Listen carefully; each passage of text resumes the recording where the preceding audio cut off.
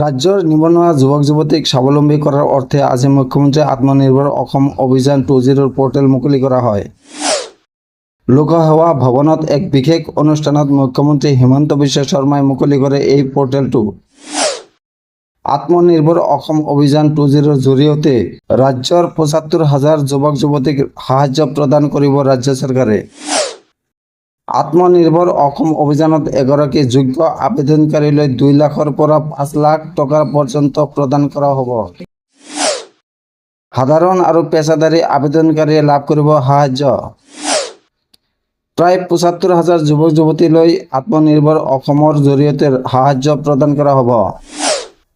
একোজন আবেদনকাৰীক প্ৰদান কৰা ২ লাখ টকাৰ ১ লাখ টকা ৰাজসাহায্য দিব চৰকাৰে। আনহাতে বাকী ১ লাখ টকা ৫ বছৰৰ ভিতৰত চৰকাৰক উভতাই দিব লাগিব। আত্মনিৰ্ভৰ অসম অভিযান 2.0 ৰ বাবে ৰাজ্যৰ ৰাজকোষৰ মুঠ ব্যয় হ'ব ১৫০০ কোটি টকা।